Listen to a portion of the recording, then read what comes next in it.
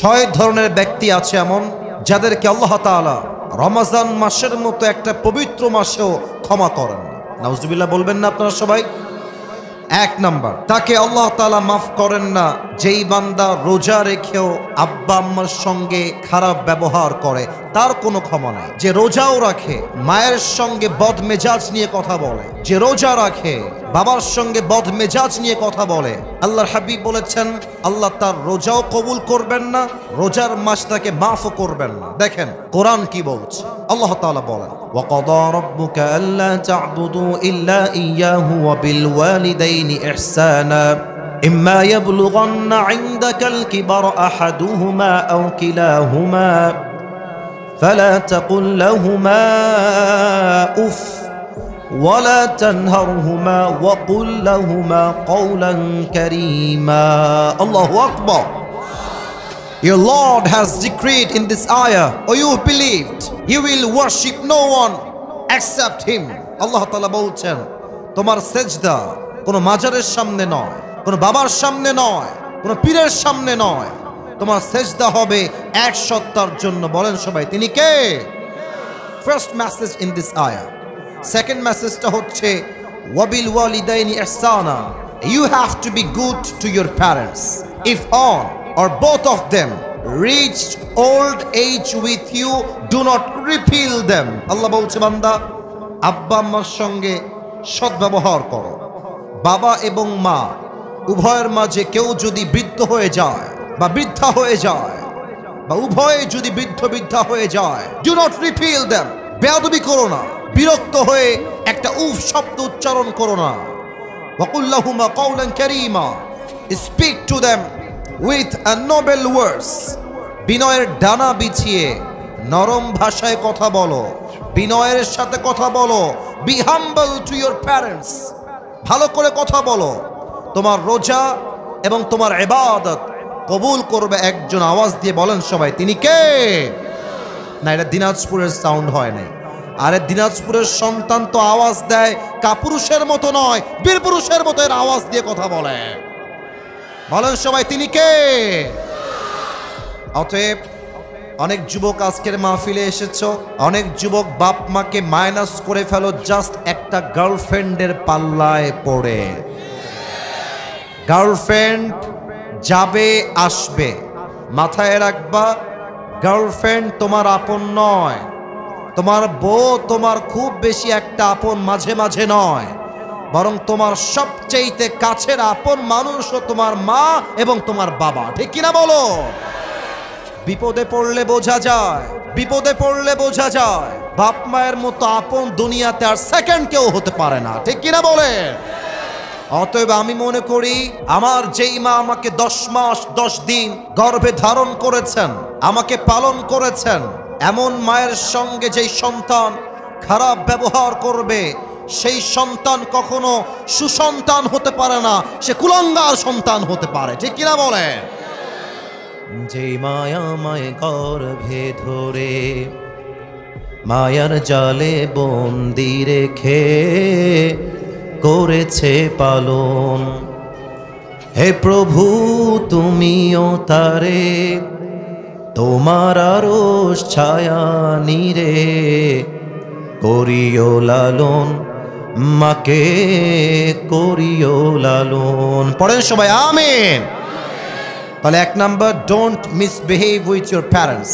যারা যারা আব্বা আম্মার সঙ্গে খারাপ ব্যবহার করেছো, এদিকে তাকাও সবাই, এদিকে তাকাও, দাঁড়িয়ে থাকার এদিকে তাকাও।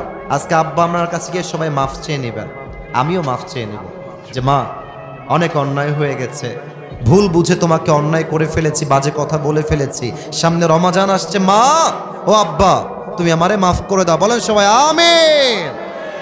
এক নাম্বার, আব্বা আম্মার সঙ্গে খারাপ ব্যবহার করা যাবে না।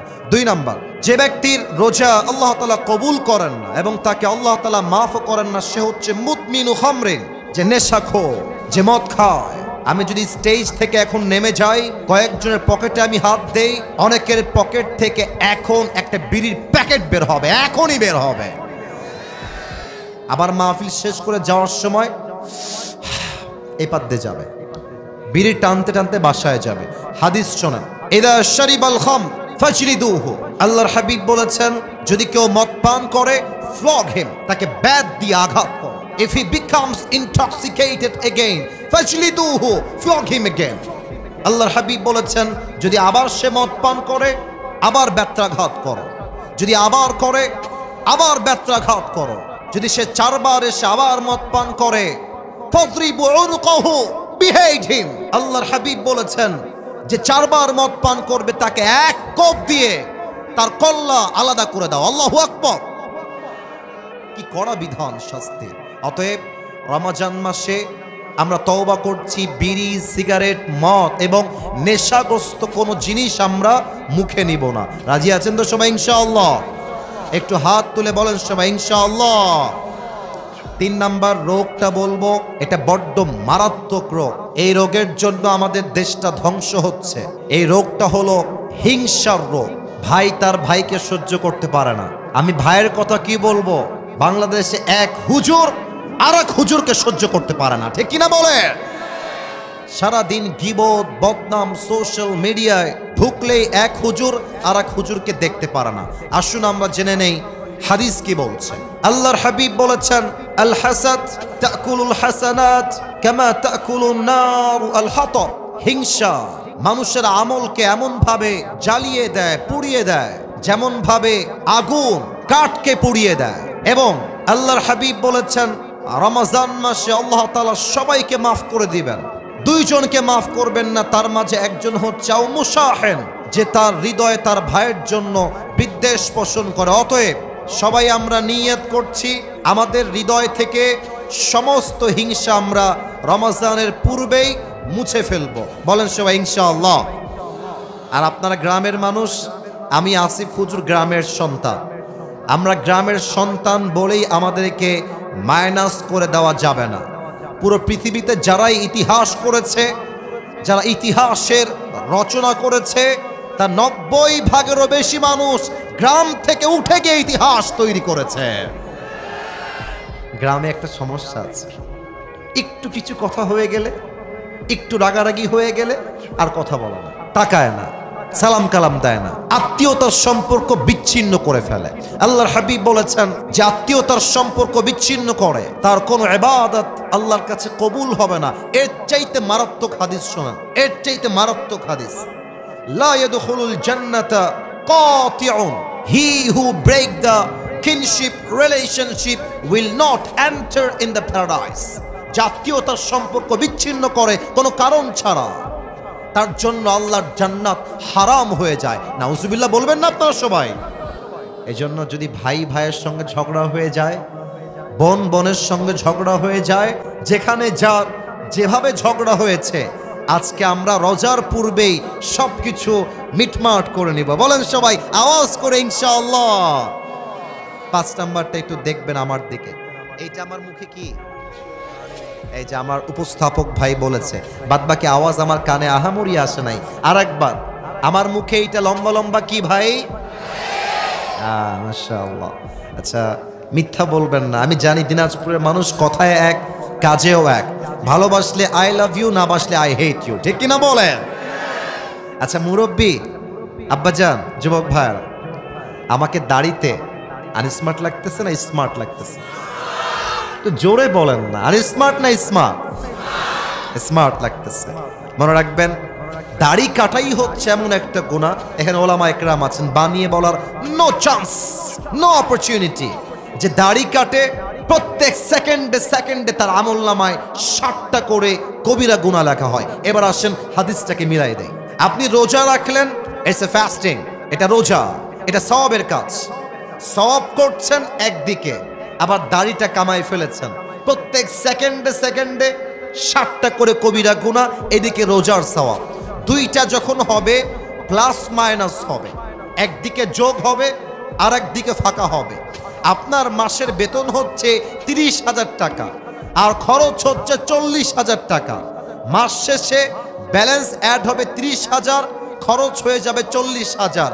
দেখবেন প্লাস মাইনাস করলে ফলাফল হবে 0। আপনি রোজাও রাখবেন, আবার দাড়িও ক্লিন শেভ করবেন, আপনার ওই রোজার 2 পয়সা দাম আল্লাহর কাছে নাই, ঠিক কিনা বলেন? বলেন তো আমার নবীর মুখে লম্বা লম্বা চাপ দাড়ি ছিল কি ছিল না? আমার নবীর মতো সুন্দর অসাধারণ এই তল্লাটে সেকেন্ড কেউ আর কেউ কি হতে পারে? চাঁদের চেয়ে সুন্দর তুমি, নবী আমার কমলিহিওয়ালা, দো জাহানের বাদশা তুমি, প্যারা নবী সাল্লে আলা। দো জাহানের বাদশা তুমি, প্যারা নবী সাল্লে আলা। চাঁদের চেয়ে সুন্দর তুমি, নবী আমার কমলিহিওয়ালা। সুবহানাল্লাহ পড়ো সবাই।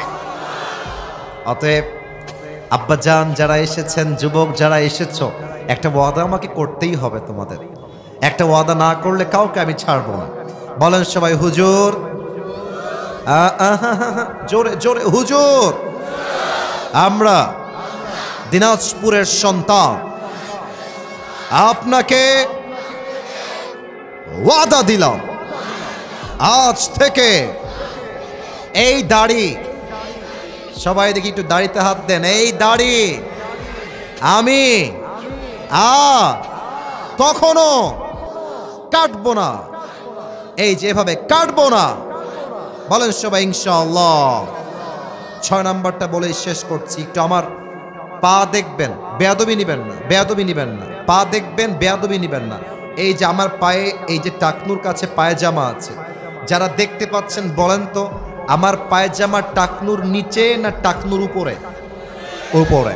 পুরুষ মানুষের জন্য টাকনুর নিচে প্যান্ট পরা স্পষ্ট হারাম, নিয়ম হয়ে গিয়েছে চেঞ্জ।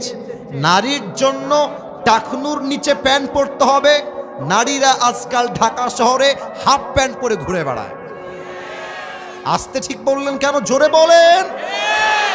পুরুষদের জন্য প্যান্ট পরতে হবে টাকনুর উপরে, আর পুরুষরা গ্যাবার্ডিং প্যান্ট পরে ঘুরে বেড়ায়। ঠিক কিনা বলেন? আল্লাহর হাবিব বলেছেন সতরের প্রত্যেকটা অঙ্গ তোমাকে ঢাকতে হবে, এবং যেই যুবক যেই পুরুষ টাকনুর নিচে প্যান্ট পরবে, যত দূর পর্যন্ত প্যান্টের কাপড় যাবে প্রত্যেকটা অঙ্গকে জাহান্নামের আগুনে পুড়িয়ে ধূলিসাৎ করবে একজন। বলেন সবাই তিনি কে? আল্লাহ আমাদের সবাইকে তুমি এই 6টা বদ আমল থেকে রমজানের পূর্বেই বাঁচার তৌফিক দান করো। পড়েন সবাই আমিন।